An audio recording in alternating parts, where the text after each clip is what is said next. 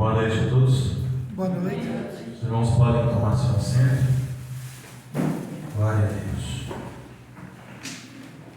Se estiverem com a sua Bíblia, por gentileza, abra no Evangelho segundo São Lucas, capítulo 1 e capítulo 11 e versículo 1. Amém? Evangelho segundo a São Lucas, capítulo 11, versículo 1. Os que já encontraram, fechem os olhos por um momento, enquanto aqueles que ainda procuram possam encontrar, e concorde comigo com essa breve oração. Jesus, uma vez em Tua presença eu clamo nessa noite, pedindo a Ti, Senhor, que fales conosco, não aquilo que nós queremos ouvir, mas sim aquilo que nós precisamos escutar. Eu peço que o Senhor fale de forma clara, concisa e poderosa. Eu peço que o Senhor ensine, exorte e edifique, que ninguém saia daqui como chegou, que todos saiamos diferente. Amém. Evangelho segundo São Lucas, capítulo 11, versículo 1, que diz: E aconteceu que, estando ele a orar num certo lugar, quando acabou, lhe disse um de seus discípulos: Senhor, ensina-nos a orar, como também João ensinou aos seus discípulos. Amém? Glória a Deus. Então, somente até aqui. Irmãos, gostaria de aproveitar essa oportunidade para, desde já, agradecer por poder pregar a palavra aqui a vocês. Amém? É uma honra muito grande. E eu, desde criança, nunca estive longe do altar de Deus, poder compartilhar com vocês algo que o Senhor já colocou no meu coração a respeito desse texto sagrado. Jesus Cristo, Ele andou com 500 pessoas. Dessas 500, 70 desses homens andavam mais próximos, eram considerados amigos. Só que desse grupo de 70 existiam 12. Esses eram chegados. Esses Jesus chamou de amigos. Só que desse grupo de 12 tinha 3, que esse ele chamava de irmãos. Aonde Jesus ia, esses homens iam junto. Eles não se separavam de Jesus. Jesus tinha uma afinidade muito grande, a saber, Pedro, Tiago e João. Glória a Deus. E essas 500 pessoas, a Bíblia vai chamar de multidão. Você pensa que não está acontecendo nada, daqui a pouco vem subindo a rua 500 pessoas. A rua está fechada de um lado para o outro. Era muita gente. E essas 500 pessoas eram chamadas de testemunhas. Glória a Deus. E esse texto que nós ora lemos no capítulo 11 fala de um momento onde Jesus estava com seus amigos, os 12, aqueles que eram mais chegados, porque de vez em quando ele driblava esses 500. Ele entrava num barco com os 12 e ia demorar para os 500 chegar, porque ele ia na frente. E a mesma coisa aconteceu com os 3. Mas nesse dia em específico, Jesus Cristo, ele costumava orar em montes, né? Alguém aqui já subiu um monte para orar? O que é subir um monte para orar? Um lugar da natureza. Para a gente aqui é a Mata Atlântica, mata fechada. Só que lá era um lugar desértico. Era um monte, lugar retirado, lugar sem distração. E para lá ele ia com seus discípulos. Nesse momento Jesus, ele está orando. E observando os 4 evangelhos, nós vamos entender que Jesus orava muito. Em vários momentos estará descrito que Jesus estava em oração, Jesus se retirou para orar, ou Jesus estava indo orar, ou Jesus estava orando, ou Jesus estava saindo da oração. E nesse momento, que ainda é o começo dessa relação que Jesus tinha com esses homens, glória a Deus, ele está terminando de orar. E eu imagino o quão bonito era observar Jesus orando, o quão diferente, o quão maravilhoso, o quão glorioso era assistir Jesus orar, estar perto de Jesus enquanto ele, em alta voz, orava. E isso era tão lindo que, assim que Jesus acaba de orar, está escrito no texto que lemos juntos, um de seus discípulos pediu a Jesus: Mestre, ensina-nos a orar. Eu quero começar a pregar nessa noite falando desse momento, dessa fala desse discípulo. Eu gostaria que você prestasse muita atenção a partir de agora, porque eu tenho certeza que o que eu vou falar aqui tem muito a ver com a sua vida, com a sua existência, com a sua história e com tudo que vai acontecer com você deste dia em diante. Eu tenho certeza. Sabe por quê? Porque os discípulos não falam, você não vai ver na Bíblia, não vai estar descrito assim, que os discípulos, qualquer um deles chegou em Jesus e falou: Mestre, nos ensina a ressuscitar os mortos. Mestre, nos ensina a multiplicar os pães. Mestre, nos ensina a andar sobre as águas. Pedro ainda disse, né? Permita que eu vá ter contigo andando sobre as águas. Jesus disse: vem. Mas ele não pediu depois. Já que estou andando sobre as águas, me ensina para quando eu quiser. Ele não fez isso. Você não vai ver nenhum discípulo pedindo a Jesus: nos ensina a fazer um coxo andar, um cego enxergar, um mudo falar. Mas nós vamos ver que nesse momento um discípulo ficou maravilhado. E ele pediu: Mestre, nos ensina a orar.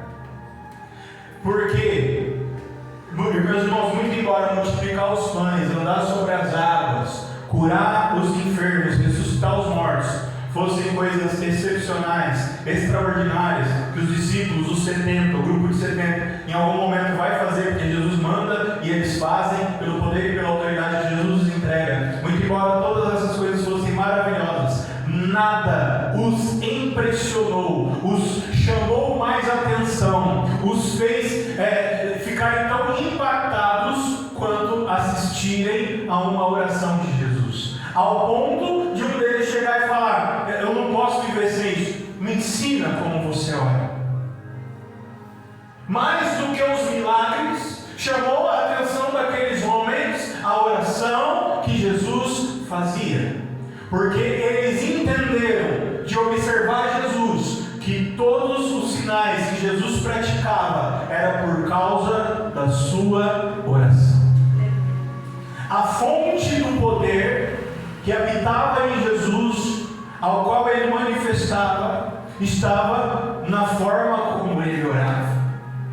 E ele, de propósito, os fez entender que assim era, porque Jesus, ele não queria esconder nada daqueles homens. Pelo contrário, em algum momento ele não estaria mais junto com eles, mas ele queria que eles manifestassem tudo aquilo que Jesus estava ensinando a eles. E nessa noite nós estamos diante de uma palavra muito poderosa para nossas vidas, porque quando Jesus ressuscita, depois desse texto, Jesus vai morrer, ressuscita e vai lá ter com os discípulos. Eles estão orando num lugar com a porta fechada, de repente Jesus aparece no meio do lugar. E aí eu vou refrescar a sua memória, tenho certeza que você já ouviu essa história. Jesus entra com as mãos furadas, ele ressuscitou, e aí o que Tomé diz? Eu só acredito. Jesus pega a mão de Tomé, coloca dentro da ferida, e Tomé cai prostrado, chorando, ajoelhado, e disse: agora eu creio. O que Jesus disse para Tomé? Você creu porque você viu, mas bem-aventurado aqueles que não viram e creram. Esse é o poder da palavra que está sendo entregue para nós, para mim e para você aqui nessa noite. Porque se você crer nessa palavra, antes de ver, você será bem-aventurado. Irmãos, nós estamos passando um tempo muito difícil nessa terra, onde nós lutamos uma guerra que não nos é possível vencê-la. Ou seja, nós já entendemos que ela é muito maior do que a nossa possibilidade. E eu sei, eu tenho certeza que eu estou falando com todos aqui, porque talvez você está passando por algum problema na sua casa, na sua família, no seu trabalho, no seu ministério, no seu corpo. Você, com certeza, todos aqui estão enfrentando algum problema muito maior do que o que você pode lidar, que vai além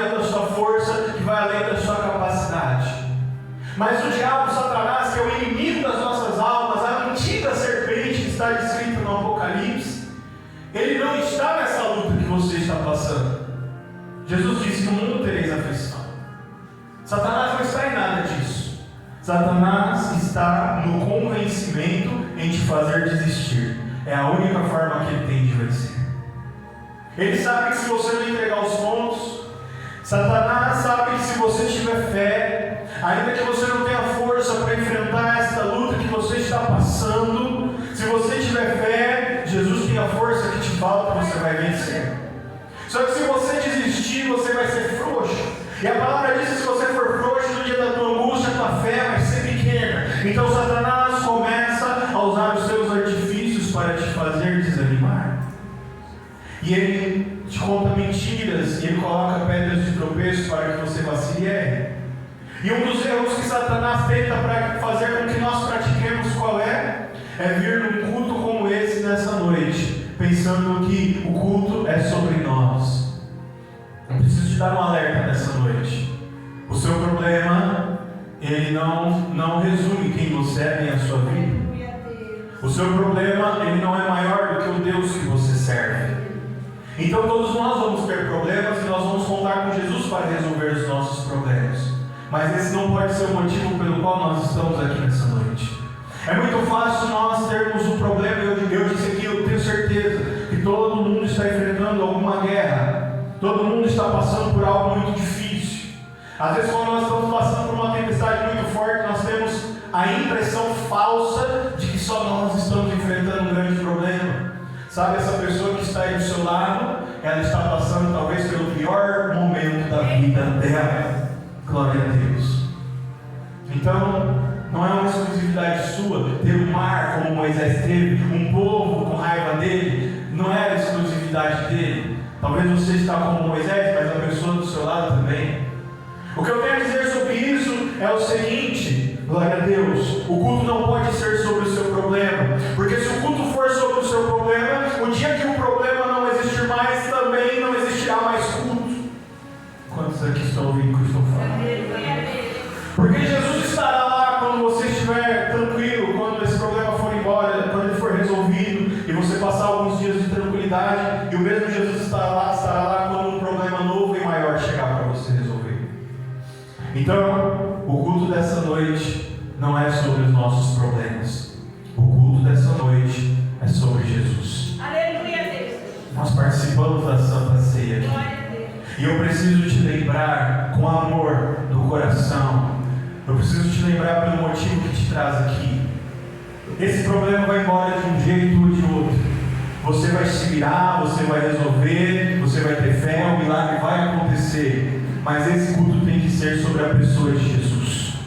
Nós não podemos nos esquecer que nós não estamos aqui e Satanás, o nosso inimigo, quer nos distrair.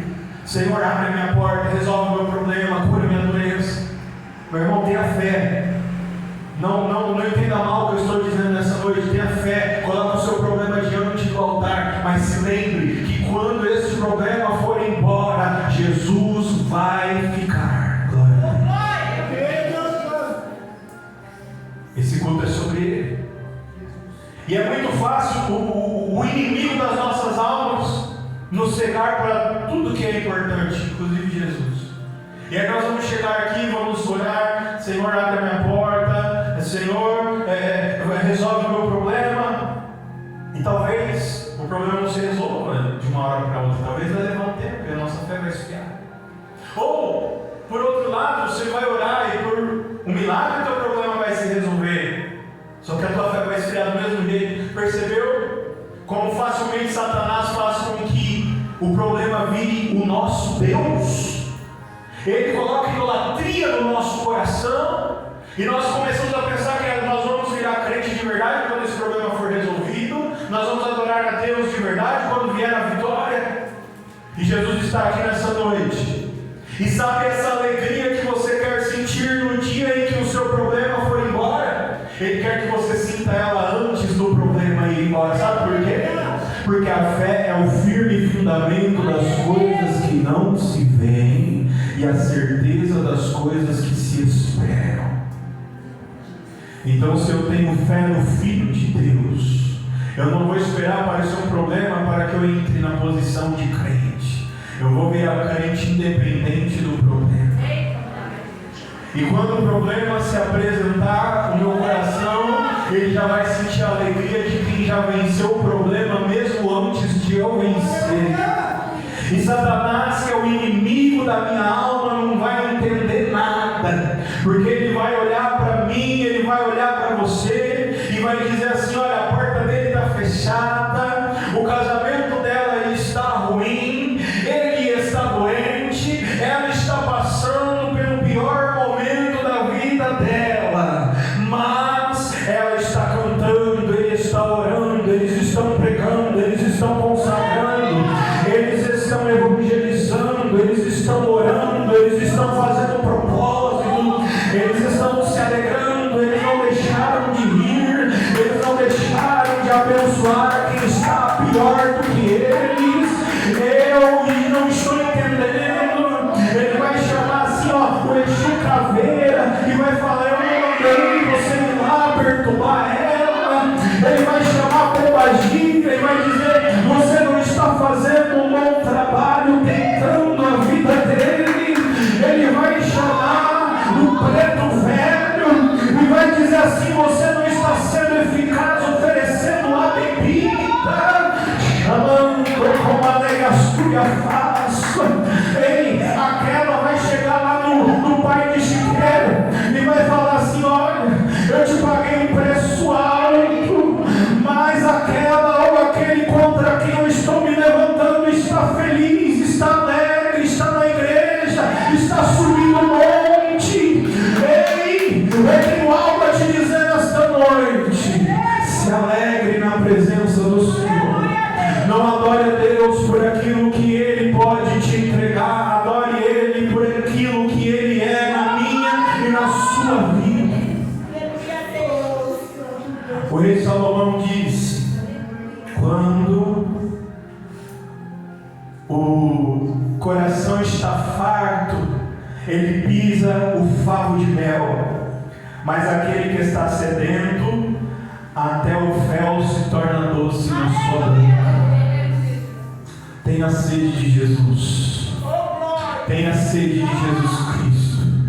Tenha sede de estar no culto. Tenha sede de orar. Tenha sede de cantar os hinos. Tenha sede de ler a palavra. Não se aparte o teu coração da palavra do Senhor. Não se aparte a tua língua dos louvores de Deus. Existe um texto que diz que entre os louvores habita o rei que venceu e sempre reinará. Deus habita no meio dos louvores. Eu preciso te dizer que talvez a tua vida está sendo assolada ou abalada por algum problema que você está enfrentando, mas aqueles homens, juntamente com Jesus, a mente deles foi arrebatada, eles não conseguiram pensar em mais nada, porque Jesus estava ajoelhado orando, e eles só conseguiam ter um pensamento dentro das suas cabeças: esta oração, se eu conseguir orar desse jeito, não haverá problema que parará diante de mim. Eu preciso que Ele me ensine a orar, porque se eu for capaz de fazer esta oração, não existe nada que me pare na frente. Ei, eu preciso te falar algo na noite deste domingo: ninguém pode parar quem vai em nome do Senhor. Tem algo que Jesus quer te ensinar aqui nessa noite. Sabe o que Jesus quer que você aprenda? Ele quer que você aprenda a orar. Glória a Deus. Porque existem e haverão dias que Satanás vai levantar o inferno contra nós. E Jesus nos alertou: no mundo tereis aflição, mas tem de bom ânimo. Vai ter dia que a gente vai estar cercado. Ei, meu irmão, deixa eu te contar uma coisa. Vai ter dia que você vai levantar da cama e não haverá esperança.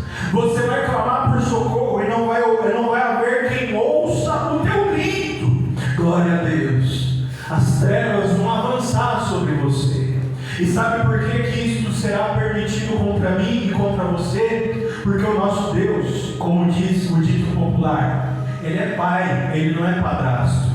Ele nunca permitiria contra nós tentação maior do do que a que nós possamos suportar. Irmão, você está dizendo que Satanás vai levantar um inferno contra mim e Jesus vai deixar? Sim, ele vai, glória a Deus. Do mesmo jeito que ele permitiu que Davi descesse aquele monte para enfrentar Golias.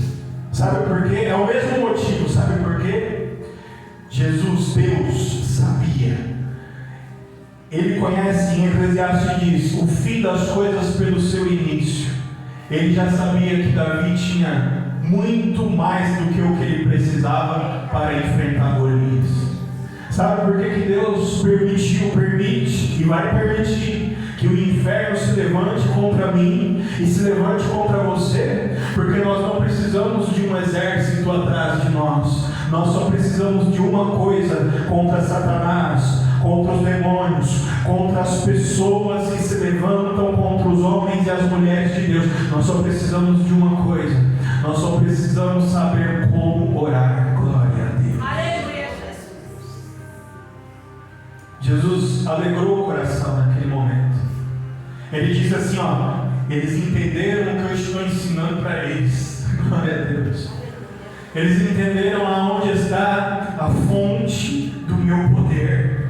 Eles entenderam como meu Pai que está no céu se manifesta e traz o céu para a terra através da minha vida. É por causa da oração.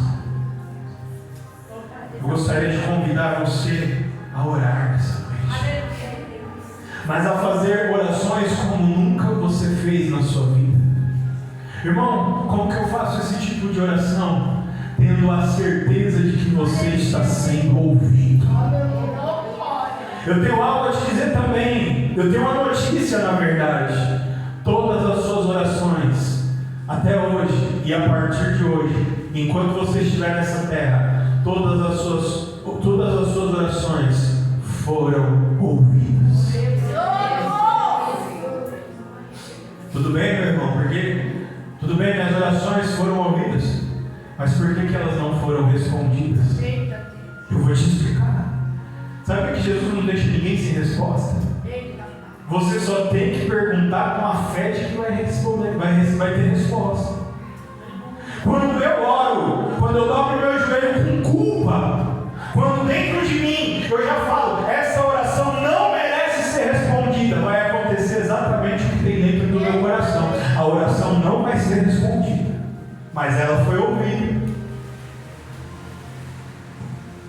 Por isso que eu estou falando sobre vir para a igreja pelos motivos certos. O motivo certo pelo qual eu venho aqui hoje é o mesmo certo motivo pelo qual eu vou orar. Jesus, eu estou precisando de muita coisa, mas hoje eu estarei naquele lugar em nome do Senhor. Não importa se eu enterrei alguém, não importa se faltou algo, eu vou chegar naquele lugar e eu vou me alegrar na pessoa de Jesus. Se o objetivo de Satanás era me entristecer, enquanto eu estiver lá dentro, ele está derrotado, porque o Senhor vai alegrar o meu coração. Nada humilha mais o diabo do que a tua alegria na presença do Senhor. O diabo não está preocupado com o que você tem, nem com o que você deixa de ter. Ele está preocupado se você está sorrindo ou não. Porque ele sabe que quando tiver um sorriso no teu rosto, vai dar a esperança de Jesus te levantar. Então, aleluia, quando você vai dobrar o joelho, é a mesma sensação. Eu não vou lá na igreja porque eu preciso. Eu vou lá na igreja porque a igreja é de Jesus. E eu vou orar. Eu não mereço ser ouvido. Eu não sei orar. Mas eu já entendi que Deus quer que eu ore. Então essa é a minha oração.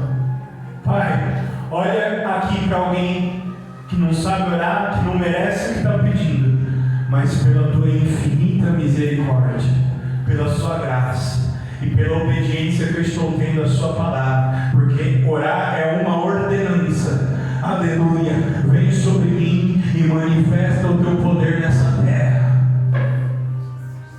Você entendeu? entendeu o que eu estou pregando aqui? Glória a Deus.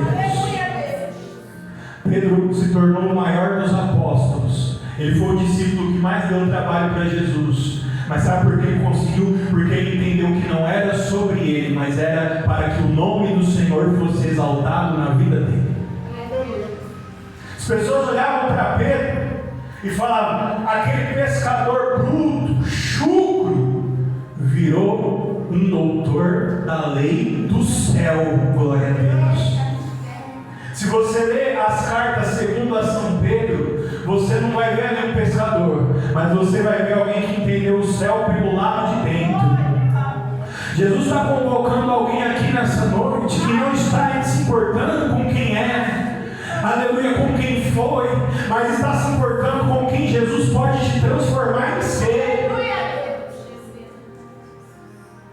Porque quando eu entendo que Jesus escolheu os homens e as mulheres para que o nome dele fosse exaltado, eu vou entender, meu irmão, que a roupa que eu uso, o carro que eu dirijo, a casa que eu moro, a igreja que eu congrego, a empresa onde eu trabalho, o jeito que eu falo, a forma como eu ando, o jeito como eu trato as pessoas, não tem nada a ver comigo, mas tudo é para a honra e a glória daquele que me enviou nessa terra.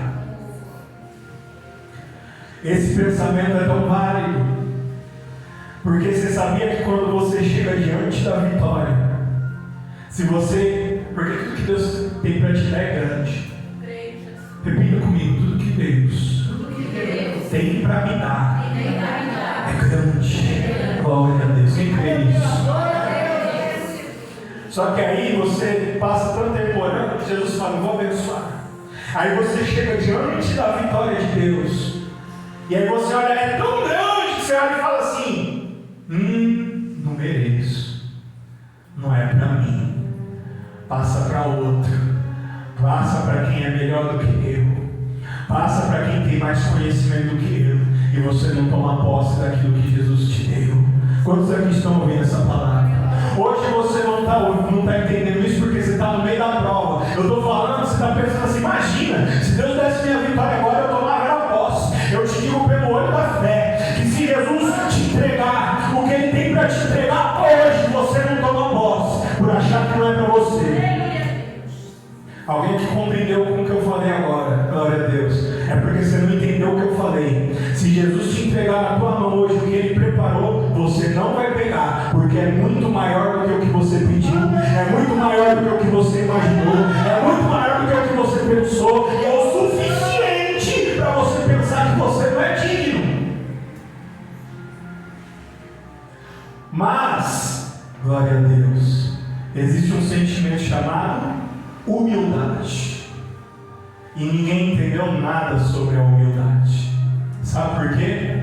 Porque você chega diante da vitória e ela é grande. Meu irmão, você olha assim e você fala: Jesus, se eu entrar nessa vitória, os meus amigos não vão entender nada. Eu não estou nem pensando nos meus inimigos. Os meus amigos vão virar inimigos, de tão injusto que eles vão achar que o Senhor está fazendo, de tão grande. Aí você chega e o que a humildade faz? Eu não mereço, mas Jesus é bom o suficiente para me entregar essa vitória. E aí você toma posse dela. Quem aqui está ouvindo o que eu estou falando? É muito maior do que o que eu mereço. É exatamente isso. É assim que eu sei que é Jesus que está dando. Aí você toma posse. Foi a mesma sensação de Moisés. Chegou na frente do mar, o povo, 3 milhões de pessoas, falando mal, descendo a lei, Moisés querendo voltar para trás. Ele chega dentro do mar, está desesperado, ele faz uma oração ali. Meu irmão, sabe aquela oração que você faz que você sente que nem passa do teto? Quem é que já fez uma dessa? Ele olha e fala: agora deu ruim. Aí ele ouve: por que clamas a mim, Moisés? Toca nessas águas. Ah, meu irmão, olha o que Moisés sentiu. Eu conheço essa voz. Eu não mereço, mas eu sei que é Ele quem está falando. E se acontecer, é o nome dele quem vai ser glorificado. Eu não sei o que vai acontecer, eu só vou obedecer. E ele tocou. Aleluia! Quem é que está ouvindo o que eu estou falando? A humildade nos faz tomar posse da terra prometida que o Senhor nos prometeu. Aleluia! Porque em verdade nós não a merecemos, mas nós possuiremos ela por causa da graça e por causa da misericórdia. Alguém que está ouvindo que eu estou